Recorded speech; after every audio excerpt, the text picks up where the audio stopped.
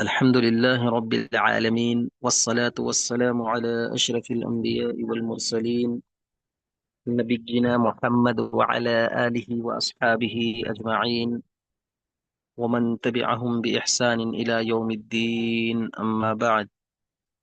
اللهم علمنا ما ينفعنا وانفعنا بما علمتنا وزدنا علما وعملا خالصين لوجهك الكريم. عزیز طالبات اور قابل قدر سامعات،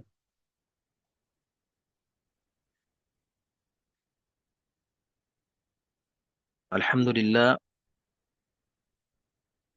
ہم لوگوں نے گزشتہ کل کے درس میں سقیفہ بنی ساعدہ میں ہونے والے حقیقی واقعے کی طرف نشاندہی کی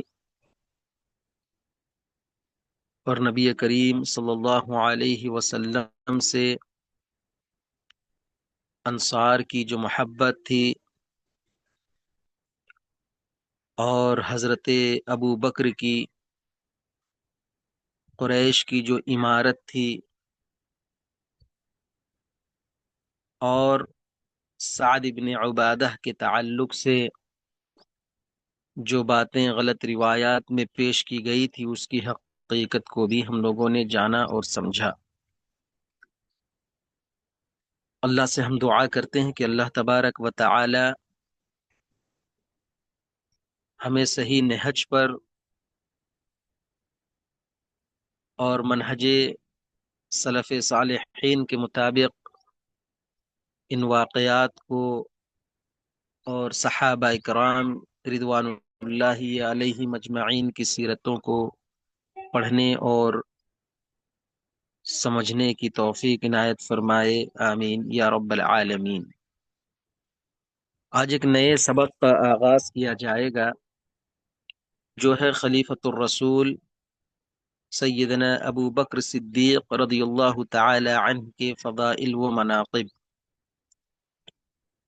آئیے سب سے پہلے ہم فضائل اور مناقب کے تعلق سے جانتے ہیں کہ فضائل اور مناقب کے معنی کیا ہوتے ہیں، فضائل کسے کہتے ہیں، فضائل کیا ہیں۔ تو فضائل وہ اعلی اوصاف، وہ خوبیاں اور وہ امتیازات جو اللہ تعالی کسی بندے میں وضعیت کر دیتے ہیں، یعنی پیدا کر دیتے ہیں، اور جن کا ذکر قرآن مجید میں آیا ہو یا نبی کریم صلی اللہ علیہ وسلم کی احادیث میں ہو یا صحابہ کرام رضوان اللہ علیہ مجمعین کے معتبر اقوال میں ملتا ہو۔ اور حضرت ابو بکر رضی اللہ تعالی عنہ کے اعلی اوصاف اور امتیازی خوبیاں بہت ساری ہیں، جن میں چند ایک یہ ہیں کہ ایمان میں سبقت، تقوی وللہیت میں اونچے معیار پر فائز، صدق و صفا کا اعلی نمونہ، اور نبی کریم صلی اللہ علیہ وسلم کے بہت زیادہ قریبی دوست یا قربت رکھنے والے۔ تو معلوم ہوا کہ فضائل وہ ہے جو اعلی اوصاف سے متصف ہوں، بہترین خوبیوں کے حامل ہوں، اور بہت ساری خصوصیات کیا ہے ان کے اندر پائی جاتی ہوں اخلاقی طور پر۔ اور مناقب کسے کہیں گے؟ مناقب وہ خصوصی فضیلتیں اور وہ نمایاں کارنامے جو کسی شخصیت کو ایک دوسروں سے ممتاز کرتی ہیں۔ خصوصاً اگر ہم حضرت ابو بکر صدیق کے مناقب کو دیکھیں گے، ان کی خصوصی فضیلتوں کو دیکھیں گے، تو معلوم ہوگا کہ دین کے معاملے میں بہت ساری قربانیاں انہوں نے دی۔ اور جب جب مشکل مواقع آئے اللہ کے نبی صلی اللہ علیہ وسلم کے ساتھ تو ثابت قدمی کا مظاہرہ کیا اور امت مسلمہ کے لیے عظیم خدمات پیش کیے. سمجھ رہے نا؟ تو یہ چیزیں جو فضائل اور مناقب ہیں اللہ کے خلیفہ رسول سیدنا ابو بکر صدیق رضی اللہ تعالی عنہ کا، تو ان کے سلسلے میں ہم آج پڑھیں گے. تو سب سے پہلے آئیے دیکھیں، آپ کا نام عبداللہ بن عثمان ہے، اور آپ عامر بن عمرو بن کعب بن سعد بن تیم بن مرہ بن کعب بن لوئی بن غالب بن فہر کی پشت سے ہیں، اور اسی فہر کو قریش کہتے ہیں.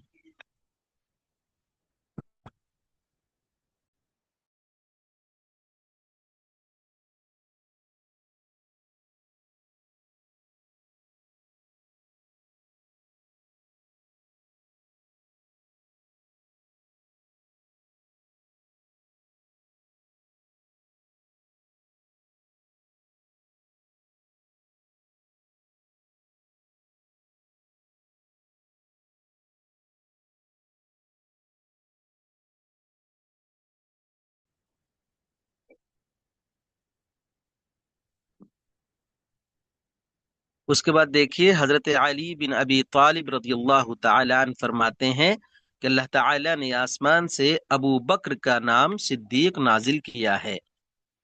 تو آئیے سب سے پہلے دیکھتے ہیں آپ رضی اللہ تعالی عنہ کا نام اور نسب نامہ.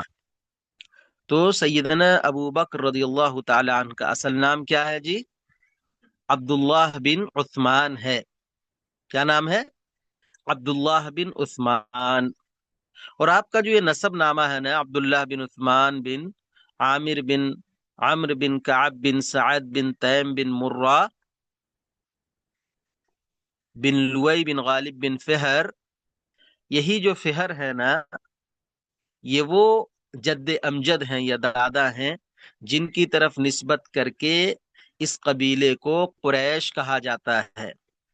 اس طرح اگر ہم دیکھیں گے تو ہمیں معلوم ہوگا کہ حضرت ابو بکر صدیق رضی اللہ تعالی عنہ نسباً قریشی ہیں، اور اللہ کے پیارے حبیب صلی اللہ علیہ وسلم بھی اسی قبیلے قریش سے تعلق رکھتے تھے. تو گویا معلوم ہوا کہ آگے چل کر اللہ کے نبی صلی اللہ علیہ وسلم کا اور حضرت ابو بکر صدیق رضی اللہ تعالی عنہ کا ایک ہی نسب، اوپر جا کر ایک ہی نسب میں جا کر مل جاتا ہے ان لوگوں کا. اسی طرح آپ کا جو قبیلہ تھا، قبیلہ بنو تیم ہے نا، اس قبیلے سے آپ تعلق رکھتے تھے، اور یہ قبیلہ جو ہے شرافت میں، امانت میں، حلم و بردباری میں بڑا مشہور تھا جی. اور یہی جو صفات ہیں، شرافت، امانت داری، حلم و بردباری، یہ تمام صفات آگے چل کر خود سیدنا ابو بکر صدیق رضی اللہ تعالی عنہ کی زندگی میں نمایاں طور پر ہم دیکھ سکتے ہیں، محسوس کر سکتے ہیں. سمجھ رہے نا؟ اس کے بعد دیکھیے کہ اللہ تعالی نے آسمان سے ابو بکر کا نام صدیق نازل کیا. یہ حضرت علی رضی اللہ تعالی عنہ کا قول ہے. اس کا مطلب یہ نہیں ہے کہ لفظی طور پر کوئی نام آسمان سے اتر گیا، بلکہ اس کا مراد اور اس کا مطلب یہ ہے کہ یہ جو لقب اللہ تبارک و تعالی نے صدیق کا دیا ہے، یہ اللہ تبارک و تعالی کی تائید اور نصرت کی دلیل ہے، اور نبی کریم صلی اللہ علیہ وسلم کی جانب سے تصدیق شدہ یہ ثابت ہے. کیونکہ یہ لقب کب ملا جی ان کو؟ یہ اس وقت ملا جب اسراء اور معراج کا واقعہ پیش آیا، جب اللہ کے نبی صلی اللہ علیہ وسلم نے مکہ کے لوگوں کو، قریش کے لوگوں کو یہ بتایا کہ میں بیت المقدس گیا، وہاں سے میں آسمان پر گیا، وہاں سے مجھے نمازوں کا تحفہ ملا، تو خیر وہ لمبی تفصیل ہے، لمبی بات ہے، وہاں پر تمام لوگوں نے کیا ہے، آپ صلی اللہ علیہ وسلم کی بات پر شک کیا۔ آپ صلی اللہ علیہ وسلم راتوں رات اتنا لمبا سفر کر لیں گے یہ کسی کو یقین نہیں ہو رہا تھا، لیکن جو ہوئی یہ خبر حضرت ابو بکر صدیق رضی اللہ تعالی عنہ تک پہنچی، روایت میں آتا ہے کہ ابو جہل نے پوچھا تمہارا کوئی شخص کیا بیت المقدس میں راتوں رات جا کر آ سکتا ہے کیا؟ تو یہ تو ناممکن سی بات تھی، تو انہوں نے منع کیا نہیں آ سکتا ہے۔ پھر تب اس نے کہا کہ تمہارا دوست، تمہارا ساتھی محمد تو اس طرح کہہ رہا ہے، تو فوراً بلا چوں و چرا ایک لمحے کی بھی دیری نہیں کی اور کہا جب میرا دوست یا محمد صلی اللہ علیہ وسلم اس بات کو کہہ رہے ہیں تو یہ بات سچ ہوگی۔ آپ نے فوراً اس کی تصدیق کی۔ اسی لیے اللہ کے نبی صلی اللہ علیہ وسلم نے فرمایا ان اللہ بعثنی الیکم فقلتم کذبت وقال ابو بکر صدقا۔ جب اللہ کے نبی صلی اللہ علیہ وسلم کہتے ہیں کہ اللہ نے جب مجھے تمہارے طرف مبعوث کیا تو تم لوگوں نے مجھے جھٹلایا، میری باتوں پر یقین نہیں کیا، وقال ابو بکر صدقا، لیکن ابو بکر نے بلا و چوں و چرا اس بات کی تصدیق کی۔ تو اسی تصدیق کامل کی وجہ سے آپ کو صدیق کہا گیا۔ اچھا، یہاں پر دیکھیے جو قابل غور بات یہ ہے، نوٹ کرنے کے قابل بات جو ہے وہ یہ ہے کہ سیدنا ابو بکر صدیق کا تعارف صرف خلیفہ کی حیثیت سے نہیں بلکہ حسب و نسب کے اعتبار سے، قبیلے اور کردار کے اعتبار سے بہت اعلیٰ معیار کے آپ تھے، اور صدیق کا جو لقب تھا محض ایک لقب نہیں بلکہ آپ کے ایمان کی بلند ترین سند ہے، یہ سب سے عظیم سرٹیفکیٹ ہے یہ۔ اور حضرت علی کا قول جو خود حضرت علی اہل بیت کی طرف سے ہیں، سیدنا ابو بکر رضی اللہ تعالی عنہ کی عظمت پر یہ چیز واضح دلیل ہے۔ سمجھ رہے نا؟ تو معلوم ہوا کہ ابو بکر رضی اللہ تعالی عنہ نسباً بھی معزز ہیں اور لقب کے اعتبار سے بھی صدیق ہیں، اور حقیقت میں امت میں سب سے برتر تھے، سب سے اعلیٰ تھے۔ اب آئیے قبول اسلام کے تعلق سے پڑھیں گے کہ ان کے قبول اسلام کے بعد اللہ کے نبی صلی اللہ علیہ وسلم کس طرح ان سے محبت کرتے تھے۔ حضرت ابو الدرداء رضی اللہ تعالی عنہ فرماتے ہیں کہ میں حضرت نبی اکرم صلی اللہ علیہ وسلم کے پاس بیٹھا ہوا تھا، حضرت ابو بکر اپنے گھٹنوں تک اپنے کپڑے کا کنارہ اٹھائے ہوئے آ رہے تھے۔ سمجھ رہے نا کہ اللہ کے نبی صلی اللہ علیہ وسلم کے پاس صحابہ کرام رضوان اللہ علیہ اجمعین کا ایک جمع غفیر تھا، صحابہ آپ کے ارد گرد بیٹھے ہوئے تھے، ان میں سے ایک صحابی رسول حضرت ابو الدرداء رضی اللہ تعالی عنہ بھی تھے۔ تو اتنے میں دیکھا کہ حضرت ابو بکر صدیق رضی اللہ تعالی عنہ گھٹنوں تک اپنے کپڑوں کو اٹھا کر کیا ہے دوڑے دوڑے بھاگے ہوئے چلے آ رہے نبی صلی اللہ علیہ وسلم کے پاس۔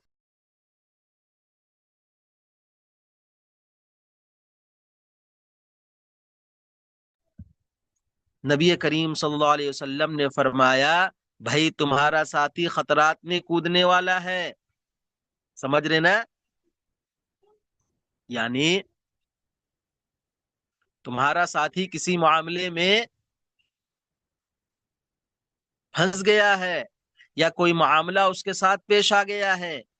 انہوں نے سلام کہہ کر شکایت کی کہ اے اللہ کے پیارے رسول صلی اللہ علیہ وسلم، میرے اور حضرت عمر کے درمیان تو تکار ہو گئی ہے، کچھ بات چیت بڑھ گئی ہے، بحث و مباحثہ ہو گیا ہے۔ اے اللہ کے پیارے رسول، میری اور حضرت عمر کے درمیان تو تکار ہو گئی ہے، مانے کچھ بات چیت بڑھ گئی ہے، تو میں ہو گیا ہے۔ میں نے جلد بازی کی، یعنی میری طرف سے کیا ہے جلد بازی ہوئی، پھر مجھے شرمندگی ہوئی تو میں نے ان سے معافی کا سوال کیا۔ جب مجھے احساس ہوا کہ غالباً غلطی میری ہے تو میں نے حضرت عمر سے معافی مانگا، اپنی غلطی پر میں نے ندامت کا اظہار کیا۔ لیکن انہوں نے انکار کر دیا، اس لیے میں آپ کی خدمت میں حاضر ہوا ہوں۔ وہ کہہ رہے ہیں جب حضرت عمر نے مجھے معاف نہیں کیا تو میں آپ کی خدمت میں آیا ہوں اللہ کے نبی صلی اللہ علیہ وسلم۔ دیکھیے جی، حضرت ابو بکر اور حضرت عمر کے درمیان کسی بات پر جب تکرار ہو گئی تو حضرت ابو بکر نے فوراً اپنی غلطی کو محسوس کیا، غلطی کو محسوس کرنے کے ساتھ ساتھ شرمندگی کا اظہار کیا، اور شرمندگی کا اظہار ہوتے ہی معافی طلب کرا، معافی مانگنے لگے۔ تو حضرت عمر نے اس وقت معافی قبول نہ کی تو اللہ کے رسول صلی اللہ علیہ وسلم کی خدمت میں سیدھا حضرت ابو بکر پہنچے۔ دیکھیے اس کے بعد کیا واقعہ پیش آیا، دیکھیے ادھر حضرت عمر کو بھی ندامت ہوئی، یعنی جس طرح حضرت ابو بکر صدیق کو شرمندگی کا احساس ہوا، ندامت کا احساس ہوا کہ میں نے خامخواہ کیا ہے بحث و مباحثہ کر لیا حضرت عمر سے، اسی طرح تھوڑی دیر کے بعد حضرت عمر کو بھی ندامت اور شرمندگی کا احساس ہونے لگا کہ میں نے اللہ کے نبی صلی اللہ علیہ وسلم کے سب سے محبوب ترین دوست حضرت ابو بکر کو کیا ہے میں نے ناراض کر دیا۔ چنانچہ حضرت ابو بکر کے گھر گئے، دیکھیے فوراً کیا ان کے گھر پہنچ گئے اور پوچھا کیا ابو بکر گھر میں موجود ہیں؟ انہوں نے کہا نہیں، تو گھر سے جواب ملا کہ نہیں ابو بکر تو گھر میں نہیں ہے۔ فوراً وہ سمجھ گئے جب ابو بکر گھر میں نہیں ہوں گے تو سیدھا دربار رسول چلنا ہوگا، وہ ضرور بھی ضرور اللہ کے نبی صلی اللہ علیہ وسلم کے ساتھ ہوں گے۔ پھر وہ حضرت نبی کریم صلی اللہ علیہ وسلم کے پاس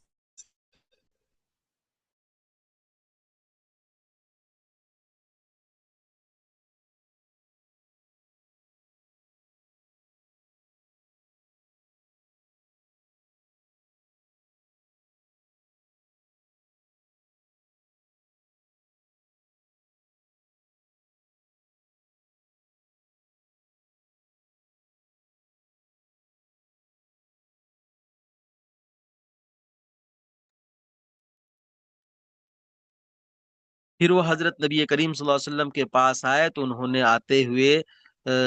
انہیں آتے ہوئے دیکھ کر آپ صلی اللہ علیہ وسلم کا چہرہ سرخ ہونے لگا۔ یہ منظر دیکھ کر ابو بکر ڈر گئے اور اپنے گھٹنوں کے بل بیٹھ کر کہنے لگے اے اللہ کے پیارے رسول صلی اللہ علیہ وسلم، اللہ کی قسم زیادتی مجھ سے ہوئی تھی۔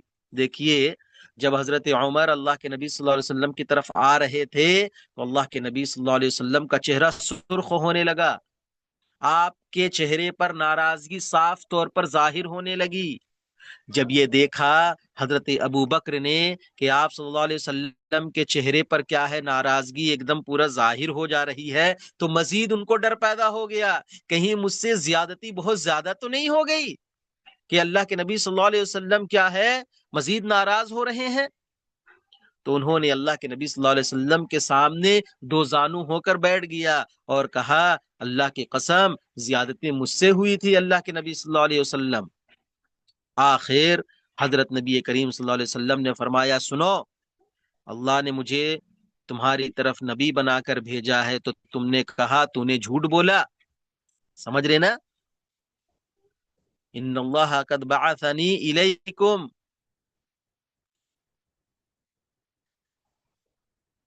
فقلتم کذبت،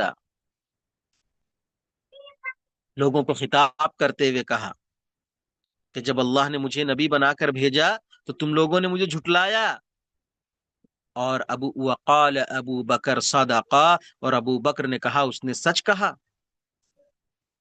اور اس نے اپنی جان اور مال کے ذریعے میری غمخاری کی، کیا تم میری خاطر میرے ساتھی کا قصور نظر انداز نہیں کر سکتے؟ آپ صلی اللہ علیہ وسلم نے 2 مرتبہ یہ الفاظ کہے۔ یہاں پر دیکھیے اللہ کے نبی صلی اللہ علیہ وسلم نے حضرت ابو بکر کی غیر معمولی قربانیوں کو یاد دلایا، اور آپ کے ساتھ جو شفقت، محبت اور دوستی کا اور رفاقت کا جو ثبوت آپ نے پیش کیا تھا، ان تمام چیزوں کو صحابہ کرام رضوان اللہ علیہ مجمعین کے سامنے پیش کیا، اور حضرت عمر سے کہا کیا جی تم میری خاطر میرے اس ساتھی کو ایذا دینا بند نہیں کر سکتے؟ کیا تم اس کے قصور کو معاف نہیں کر سکتے؟ اور آپ صلی اللہ علیہ وسلم نے 2 مرتبہ یہ الفاظ کہے، اس کے بعد آپ رضی اللہ تعالی عنہ کو کبھی تکلیف نہ دی گئی۔ سمجھ رہے نا جی؟ تو دیکھیے اس واقعے سے ہمیں کیا معلوم ہو رہا ہے جی۔ دیکھیے حضرت ابو بکر صدیق کتنے بڑے صحابی ہیں۔ نبی کریم صلی اللہ علیہ وسلم کے بعد امت میں سب سے محبوب ترین شخصیت حضرت ابو بکر صدیق رضی اللہ تعالی عنہ کی ہے۔ مگر دیکھیے غلطی ہوتی ہے تو فوراً رجوع کرنے کا جذبہ ان کے اندر پیدا ہوتا ہے۔ تو معلوم ہوا اپنی غلطی مان لینا یہ کمزوری نہیں ہے، اپنی غلطی تسلیم کر لینا یہ بزدلی نہیں ہے، بلکہ یہ بڑائی ہے، یہ طاقت ہے، اور یہ عظمت ہے کہ انسان کیا ہے، اپنی غلطی تسلیم کرنے، اپنی غلطی کو مان لے۔ اور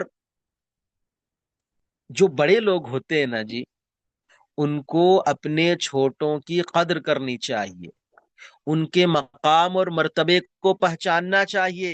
دیکھیے یہاں پر نبی کریم صلی اللہ علیہ وسلم نے واضح طور پر اسلام کے ابتدائی زمانے میں جان اور مال سے جو حضرت ابو بکر نے قربانی دی تھی، جس طرح کی قربانیوں کو پیش کیا تھا، ان تمام چیزوں کو تذکرہ کیا۔ سمجھ رہے نا؟ تو جو بڑے ہوتے ہیں ان کو بھی کیا ہے، اپنے چھوٹوں کی قدر کرنی چاہیے، ان کے مقام اور مرتبے کو پہچاننا چاہیے۔ اور تیسری بات اس سے ہمیں یہ سمجھ میں آ رہی ہے کہ اختلاف ہوں گے ایک جگہ رہنے کی وجہ سے، لیکن اختلافات کے باوجود اخوت کا مظاہرہ کرنا چاہیے، بھائی چارگی کا مظاہرہ کرنا چاہیے، اپنے دلوں کو نفرت سے، کدورت سے پاک رکھنا چاہیے۔ دیکھیے ادھر حضرت عمر شرمندگی کا احساس کر رہے ہیں، ادھر حضرت ابو بکر شرمندگی کا احساس کر رہے ہیں، شاید مجھ سے غلطی ہو گئی، شاید میں نے زیادتی کر دی۔ اور دیکھیے اخیر میں یہ بات ہمیں یہ بھی معلوم ہو رہی ہے کہ نبی کریم صلی اللہ علیہ وسلم کی تربیت کا کیا نمونہ ہے۔ آپ نے کسی کی توہین نہیں کی، صرف آپ نے حق بات کو واضح کر دیا اور کہا کہ ان کی اتنی قربانیاں ہیں، میرے دوست ہیں، میرے خلیل، میرے سب سے قریبی ہیں، کیا میری خاطر تم عفو اور درگزر کا معاملہ نہیں کر سکتے ہو؟ تو انہوں نے اس کے بعد سے کیا ہے، صحابہ اکرام نے کبھی بھی حضرت ابو بکر کو تکلیف نہیں دی۔ اس کے بعد دیکھیے حضرت عمار بن یاسر رضی اللہ تعالی عنہ فرماتے ہیں کہ میں نے ابتدائی اسلام میں اللہ کے رسول کو دیکھا، اس وقت آپ کے ساتھ 5 غلام، 2 عورتیں اور ابو بکر رضی اللہ تعالی عنہ ایمان لائے تھے۔ تو یہاں پر ابو بکر رضی اللہ تعالی عنہ کی جو ایمان میں سبقت ہے نا، یعنی اولین ایمان لانے والوں میں جن لوگوں کا شمار ہے، جن لوگوں کی فہرست ہے، اس میں کیا ہے، حضرت ابو بکر صدیق رضی اللہ تعالی عنہ کا بھی نام ہے، کیونکہ انہوں نے حق کو پہچاننے میں کبھی بھی تاخیر نہیں کی، دلیلوں کا انتظار نہیں کیا، معجزات کی شرط نہیں رکھی، صرف نبی کریم صلی اللہ علیہ وسلم کی جو سچائی تھی اسی کو کافی سمجھا۔ سمجھ رہے نا؟ تو معلوم ہوا کہ جس کا دل سچ ہوتا ہے، جس کا دل پاک اور صاف ہوتا ہے، وہ حق کو فوراً پہچان لیتا ہے۔ اس لیے بغیر تردد کے، بغیر سوال کے آپ نے کیا ہے، اللہ کے نبی صلی اللہ علیہ وسلم پر ایمان لے آیا اور صدیق کہلائے۔ اس کے بعد دیکھیے آپ رضی اللہ تعالی عنہ کی ہجرت۔ حضرت ابو بکر صدیق رضی اللہ تعالی عنہ فرماتے ہیں کہ میں اللہ کے نبی صلی اللہ علیہ وسلم کے ساتھ غار میں تھا، غار ثور میں تھا، غار مطلب غار ثور ہے جی، ہے نا۔ جب میں نے سر اٹھا کر دیکھا تو مجھے قریش کے سراغ رسانوں کے پاؤں نظر آئے۔ سراغ رساں مطلب کیا ہے؟ جو سی آئی ڈی کی طرح، سمجھیے، سمجھ رہے نا، جو لوگ کیا ہے لوگوں کی تلاش میں، اللہ کے نبی صلی اللہ علیہ وسلم کی تلاش میں کیا ہے گھوم رہے تھے ہجرت کے موقع پر، میں نے کہا اے اللہ کے نبی اگر ان میں سے کوئی سر جھکا کر دیکھے تو ہمیں دیکھ لے گا۔ آپ نے فرمایا اے ابو بکر خاموشی اختیار کیجئے، ہم دونوں کا تیسرا اللہ ہے۔ دیکھیے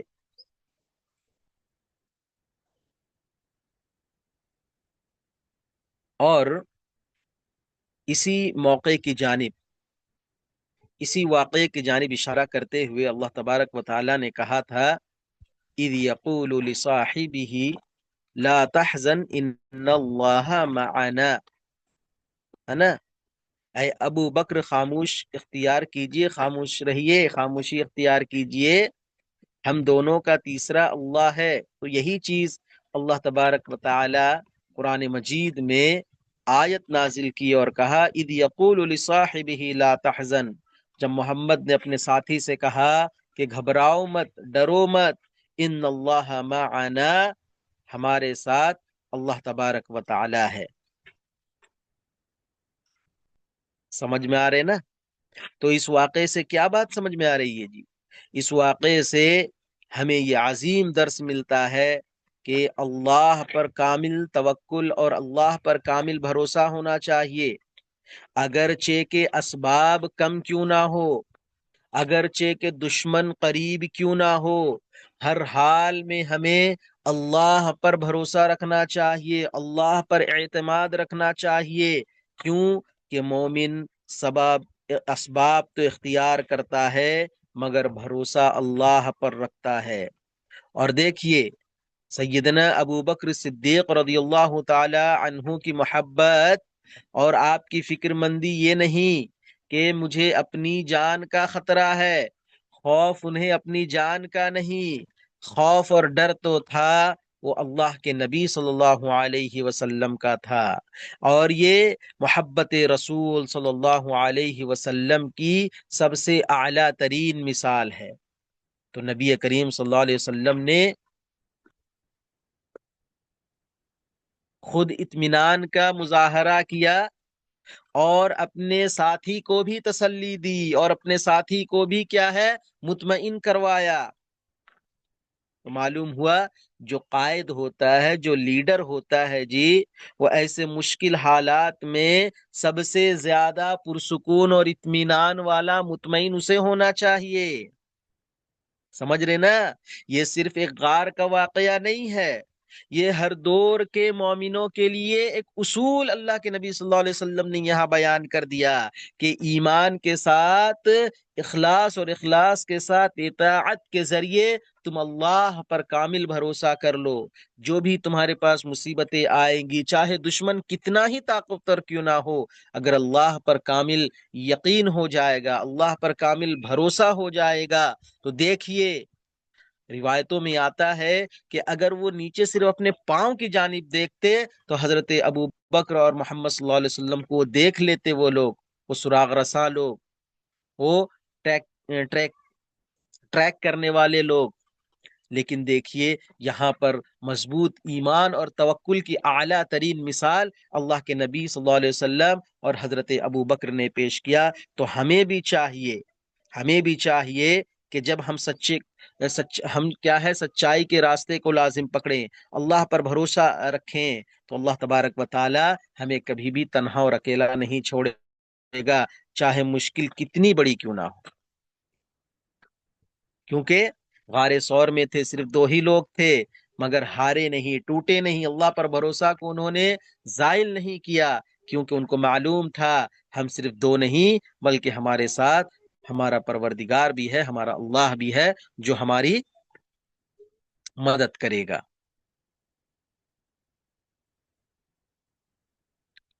اس کے بعد دیکھیے آپ رضی اللہ تعالی عنہ کے فضائل۔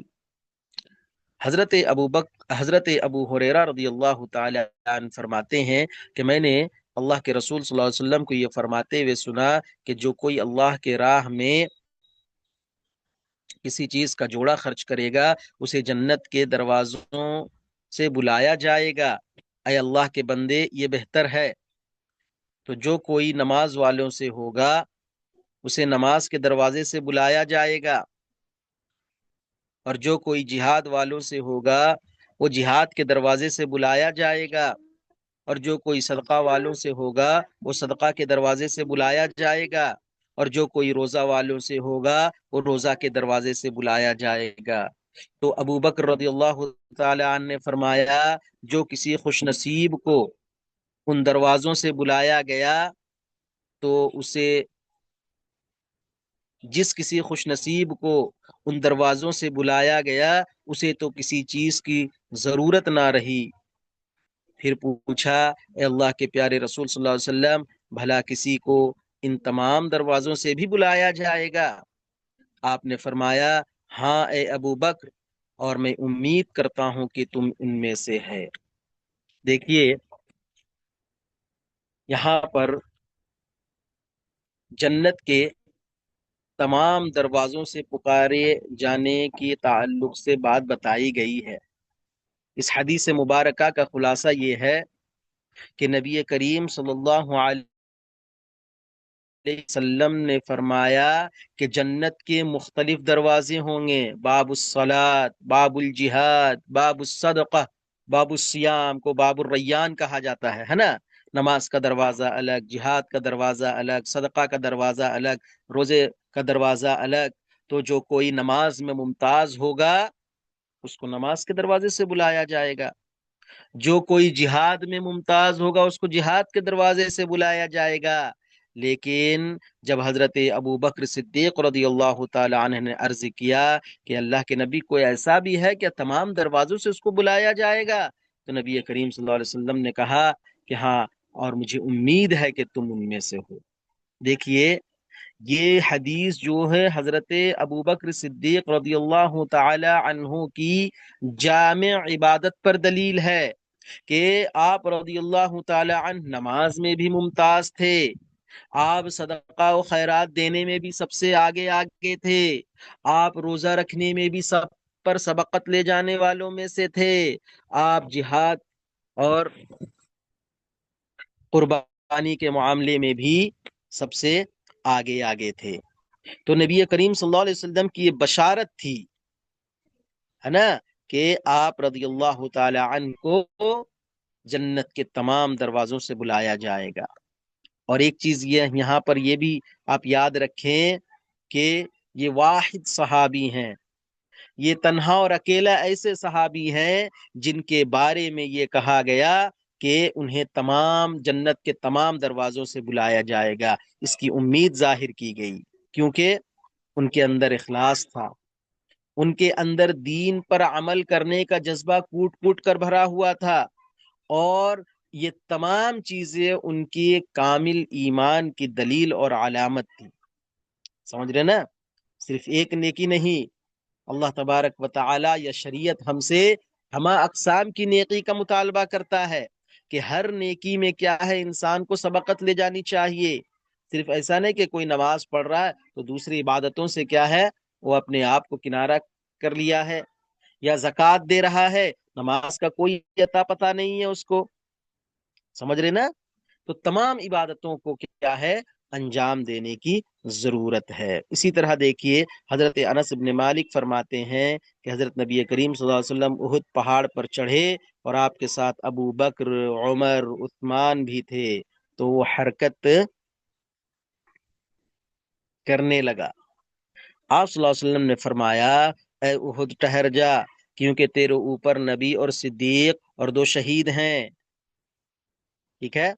دیکھیے یہ ایک دوسرا واقعہ ہے کہ نبی کریم صلی اللہ علیہ وسلم احد پہاڑ پر تشریف لے گئے تھے، اور آپ کے ساتھ خود حضرت ابو بکر صدیق تھے، اور خلیفہ ثانی حضرت عمر بن خطاب تھے، اور خلیفہ ثالث حضرت عثمان غنی تھے۔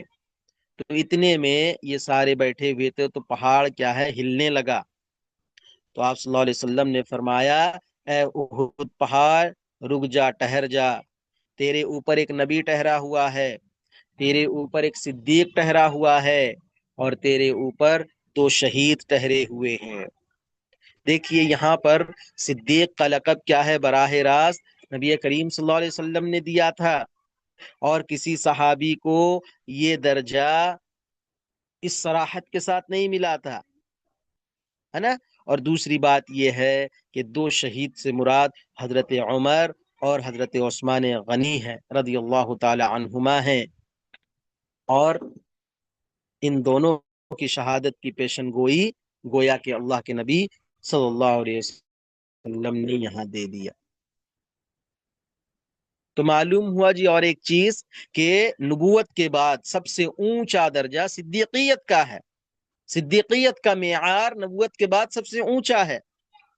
اور اس سے یہ بات بھی سمجھ میں آ رہی ہے کہ خلافت راشدہ کی ترتیب بھی اسی پر ہونے والی ہے۔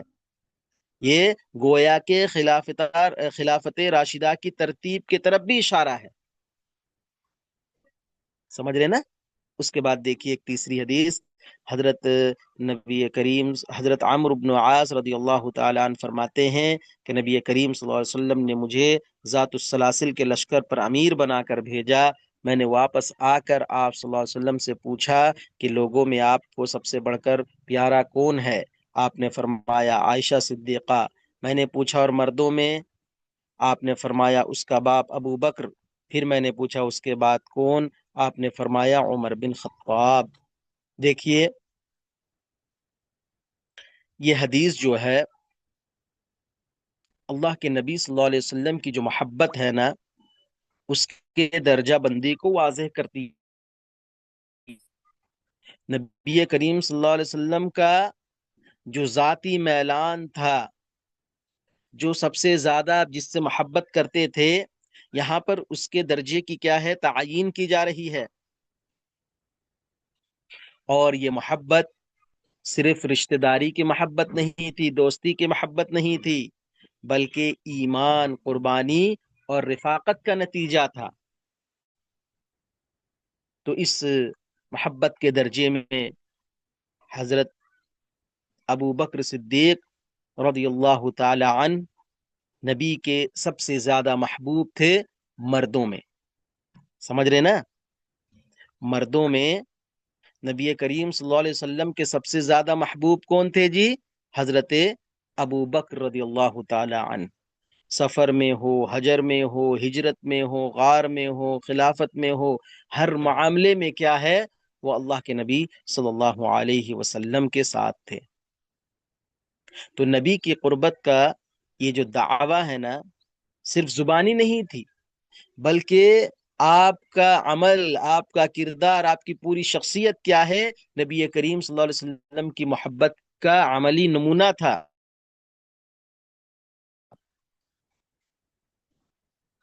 تو معلوم ہوا جی کہ حضرت ابو بکر رضی اللہ تعالی عنہ بہت ساری خصوصیات اور بہت ساری صفات کے حامل تھے، اور صدیق کا جو لقب ملا یوں ہی نہیں مل گیا، بلکہ آپ کی قربانیوں کے نتیجے میں اور دین اسلام کے خاطر آپ کے محبت کے نتیجے میں، نبی کریم صلی اللہ علیہ وسلم سے آپ کے محبت کے نتیجے میں کیا ہے؟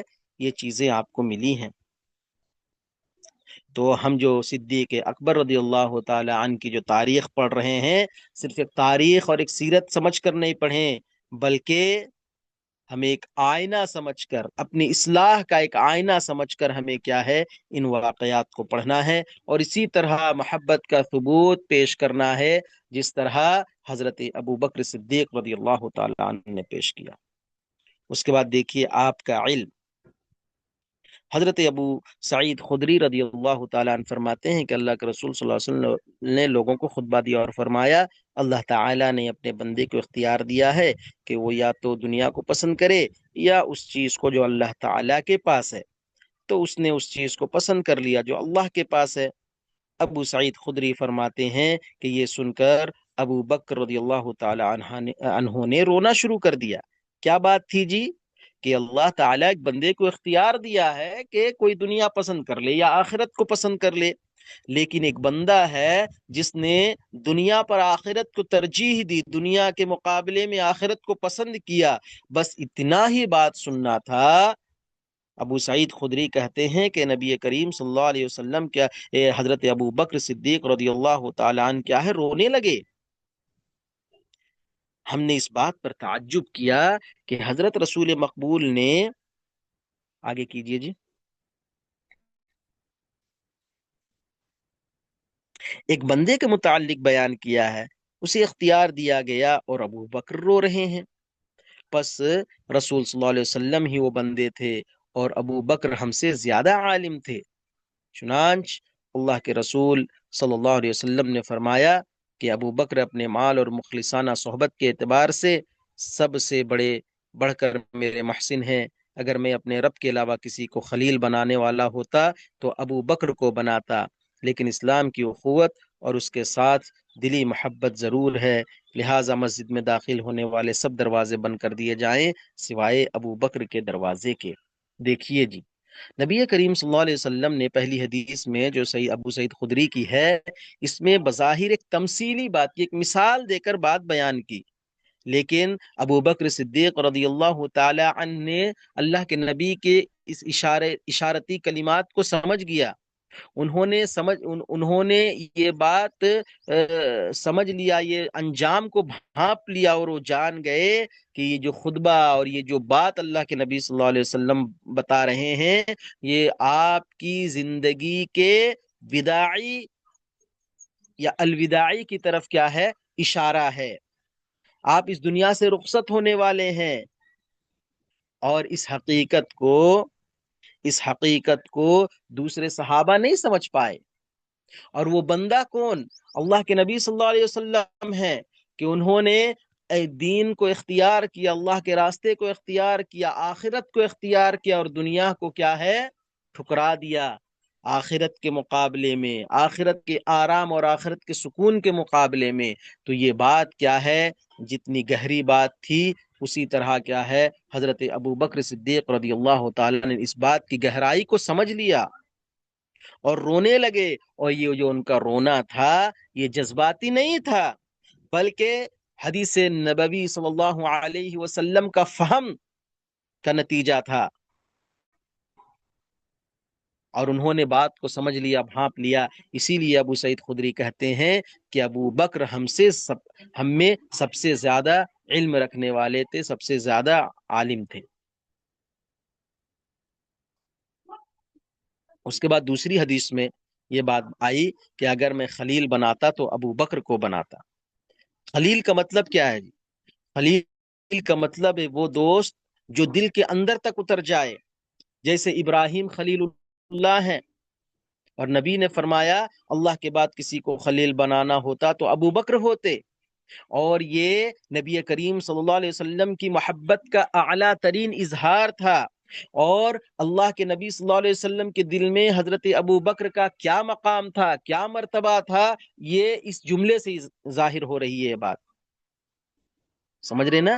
تو بہت زیادہ محبت کرنے والے تھے حضرت ابو بکر صدیق رضی اللہ تعالی عنہ سے اللہ کے نبی صلی اللہ علیہ وسلم۔ اور ایک تیسری چیز یہاں پر یہ بتائی گئی کہ مسجد میں داخل ہونے والے سارے دروازے کو بند کر دیا جائے، صرف ابو بکر کا دروازہ کھلا رہے۔ کیوں جی؟ مدینے میں اصل میں اس کا بیک گراؤنڈ کیا، پس منظر کیا ہے کہ مدینے میں بعض صحابہ کے گھر مسجد سے متصل تھے، لگے ہوئے تھے، ملحق تھے، اور جو دروازے مسجد میں کھلتے تھے، سمجھ رہے نا؟ لیکن اللہ کے نبی صلی اللہ علیہ وسلم نے کہا سارے دروازوں کو بند کر کے صرف کیا ہے، حضرت ابو بکر رضی اللہ تعالیٰ عنہ کے دروازے کو کیا ہے، کھلا رکھا جائے۔ تو اس سے معلوم ہوتا ہے کہ ابو بکر نبی کریم صلی اللہ علیہ وسلم کے بعد سب سے قریب تھے، عبادت میں، علم میں اور قیادت میں۔ نبی کے بعد مسجد میں رہنمائی ابو بکر کریں گے، یہ اس کی جانب اشارہ بھی تھا، سمجھ رہے نا؟ اس کے بعد دیکھیے نبی کریم صلی اللہ علیہ وسلم کے ساتھ آپ کی رفاقت منے قربت، دوستی، ہے نا؟ حضرت عبداللہ بن عمرو سے پوچھا گیا کہ مشرکین نے اللہ کے پیار رسول صلی اللہ علیہ وسلم کے ساتھ سخت ترین بدسلوکی کس نوعیت سے کی تھی؟ تو آپ نے فرمایا میں نے عقبہ بن ابی معیط ملعون کو دیکھا کہ وہ حضرت رسول صلی اللہ علیہ وسلم کے پاس آیا، آپ اس وقت نماز پڑھ رہے تھے، اس نے آپ کے گلے پر کپڑا ڈال کر بڑے زور سے آپ کا گلا گھونٹنا شروع کر دیا۔ اس بدسلوکی کو دیکھ کر ابو بکر نے اسے دھکا دے کر پیچھے ہٹا دیا اور فرمایا اتقتلون رجلا ان يقول ربی اللہ وقد جاءکم بالبینات من ربکم، کہ تم اس شخص کو قتل کرتے ہو جو کہتا ہے کہ میرا رب اللہ ہے اور وہ تمہارے پاس واضح اور روشن دلائل لایا ہے۔ سمجھ رہے نا؟ تو یہاں پر حضرت عبداللہ ابن عمرو سے جب پوچھا گیا کہ مشرکین نے نبی کریم صلی اللہ علیہ وسلم کے ساتھ سب سے سخت بدسلوکی جو کی تھی وہ کون سی تھی، تو اس پر انہوں نے کہا کہ ایک مرتبہ ملعون عقبہ بن ابی معیط کو دیکھا گیا کہ وہ نبی کریم صلی اللہ علیہ وسلم اس حالت میں جب وہ نماز پڑھ رہے تھے، اس نے کیا ہے ایک کپڑا لایا اور آپ کے گلے میں ڈال کر زور سے کیا ہے اس کو گھونٹنا شروع کر دیا۔ دیکھیے اسی وقت فوراً حضرت ابو بکر صدیق رضی اللہ تعالی عنہ لپکے، عقبہ کو زور سے دھکا دیا اور فرمایا کہ تم اس شخص کو قتل کر رہے ہو جی، جو کہتا ہے کہ میرا رب اللہ ہے اور تمہارے پاس اپنی اس بات کے لیے دلائل بھی پیش کر رہا ہے، دلیل بھی لے کر آیا ہے۔ اچھا، یہ واقعہ دیکھیے صرف ساتھ ہونا نہیں دلالت کر رہی ہے کہ اللہ کے نبی صلی اللہ علیہ وسلم کے ساتھ حضرت ابو بکر ہمیشہ رہتے تھے، بلکہ یہ واقعہ اس چیز کو بھی ظاہر کر رہی ہے کہ خود حضرت ابو بکر نے اپنے جان کو خطرے میں ڈال کر نبی کریم صلی اللہ علیہ وسلم کی حفاظت کی اور ظلم کے سامنے ڈٹ کر اس کا مقابلہ کیا، اور یہی حقیقی دوستی، حقیقی محبت اور حقیقی رفاقت ہے۔ دیکھیے ظلم کی انتہا ہے جی، ایک آدمی نماز پڑھ رہا ہے، نہ دفاع کی طاقت رکھ رہا ہے، نہ مزاحمت کر سکتا ہے نا، اور مشرکین کیا ہے عبادت کے لمحے میں گلا گھونٹنے کی کوشش کرتا ہے۔ تو دیکھیے اس سے معلوم ہو رہا ہے کہ کفار کی دشمنی صرف فکری نہیں تھی بلکہ جان لیوا بھی تھی۔ فوراً دیکھیے حضرت ابو بکر کی غیرت ایمانی جاگی اور ایک لمحہ بھی تاخیر کیے بغیر اپنے دوست کیا ہے دشمن کے چنگل سے بچایا۔ تو معلوم ہوا جی کہ حضرت ابو بکر رضی اللہ تعالی عنہ کا ایمان سب سے مضبوط تھا سب صحابہ کرام سے، وہ نبی کریم صلی اللہ علیہ وسلم کے سب سے بڑے محافظ تھے، اور ہر جگہ کیا ہے آپ نے نبی کریم صلی اللہ علیہ وسلم کا ساتھ دیا، چاہے ہجرت کا معاملہ ہو، چاہے غار ثور کا معاملہ ہو، چاہے اور دیگر امور میں بھی آپ رضی اللہ تعالی عنہ نے ہر جگہ کیا ہے اللہ کے نبی صلی اللہ علیہ وسلم کی محبت کا ثبوت دیا۔ تو ہمیں بھی چاہیے کہ ہم کیا ہے حضرت ابو بکر صدیق رضی اللہ تعالی عنہ کی سیرت کو پڑھنے کے ساتھ ساتھ ان کی طرح اللہ کے نبی صلی اللہ علیہ وسلم سے محبت کا جذبہ اپنے دلوں میں پیدا کریں، ان کی طرح دین اسلام کی خاطر اپنے جان مال اور اپنے متاع عزیز کو قربان کرنے کا اپنے اندر جذبہ پیدا کریں۔ آمین۔ اقول قولی هذا واستغفر الله لي ولكم ولسائر المسلمين من كل ذنب فاستغفروه انه هو الغفور الرحيم، وصلى الله تعالى على النبي الكريم۔ السلام عليكم ورحمة الله وبركاته۔